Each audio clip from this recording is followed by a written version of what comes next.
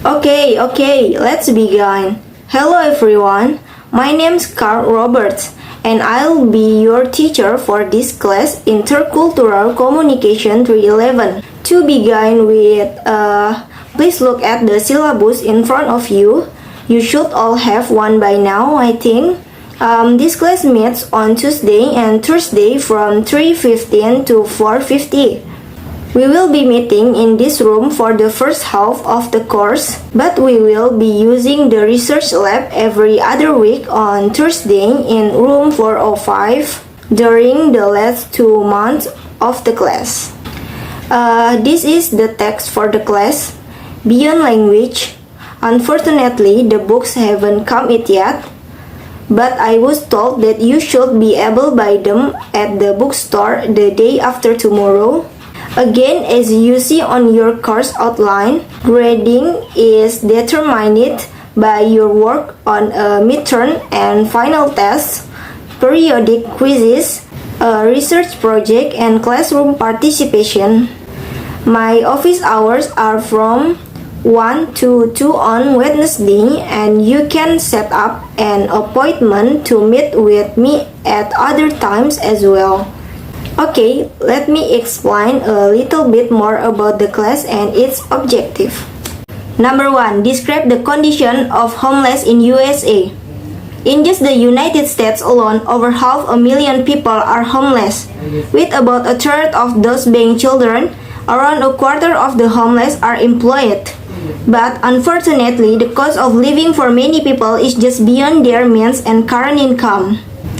Number 2. What is the fact of the women who are homeless? About half of women who are homeless have been the victims of domestic abuse. Number 3. Based on the audio, how that person has a real compassion for others. He assumes that people need help. Tries not to assume that some plight has taken a toll on himself. Tries to put aside any prejudices and preconceived feelings about his intentions. Number 4. Mention and explain the facts of homeless. Number 1. In just the United States alone, over 500,000 people are homeless, with about a third of those being children. Number 2. About 1 in 5 people suffer from a mental health issue. Number 3. About half of women who are homeless have been the victims of domestic abuse. And number 4, around a quarter of the homeless are employed, but unfortunately, the cost of living for many people is just beyond their means and current income. Number 5, retell the audio. Homelessness is a concern in almost every place you go around the world. But we often don't think much about it unless it touches our lives in a personal way. Unfortunately, as human beings, we often come up with oversimplistic reasons why people live on the streets or in homeless shelters. And this perception often limits our abilities to have real compassion for others. Facts about homelessness in the United States that are very striking. Number 1. In just the United States alone, over 500,000 people are homeless, with about a third of those being children. Number 2. About 1 in 5 people suffer from a mental health issue. Number 3. About half of women who are homeless have been the victims of domestic abuse. And number 4. Around a quarter of the homeless are employed, but unfortunately, the cost of living for many people is just beyond their means and current income. Some people may feel uncomfortable in helping the homeless, but there are a number of things that people can do to alleviate the pain and suffering of those who are in desperate need of help. Try to assume that a person's plight has been self-inflicted every time. So many other people serve humbly and anonymously in far greater way that we do, and I realize that there have been times that I haven't been as compassionate as I could have been. Could I borrow a few bucks until payday? I'm a little strapped for cash. Yeah, I guess. But I'm pissing pennies myself, and you still owe me $20 from last week. And Mom and your friend Ron said that you borrowed money from them this past week. And how are things going away? Well, not very well. To be honest, I'm really in a hole, and I can't seem to make ends meet these days. What do you mean? I thought you landed a great job recently. You must be loaded. Well, I do have a job, but I've used my credit cards to pay off a lot of things recently, but now I can't seem to pay the money off. Do you have a budget? I mean, how do you keep track of your income and expenses? Well, when my money runs out, I come to you, of course. No, but I guess I have some financial plan. Well, let's see if I can help you. How much money do you spend on your apartment?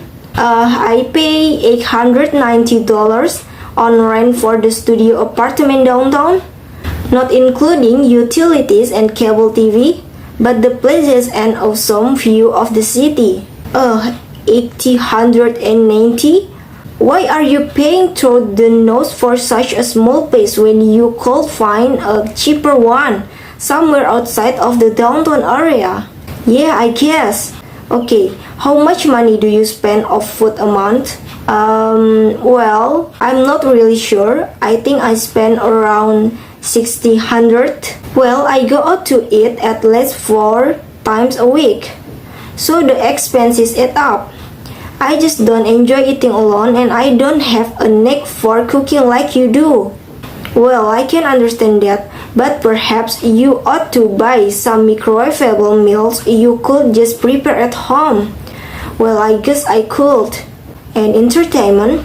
Well, I spend a few dollars here and there on basketball and movie tickets, a concert or two, and ballroom dance lesson. Exactly how much do you spend on all of this?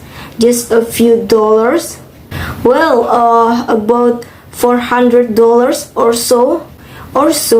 No wonder you're having money problems. You just can't blow your money on things like that. And what about transportation?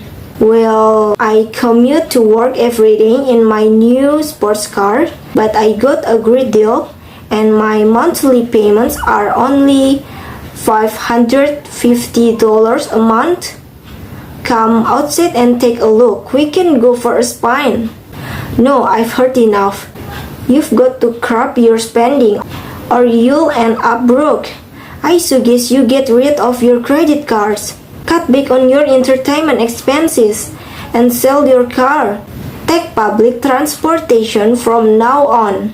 Sell my car? I can't, Dad, without a car. What I'm gonna say? Oh, could you meet me downtown at the bus stop at 7? Come on.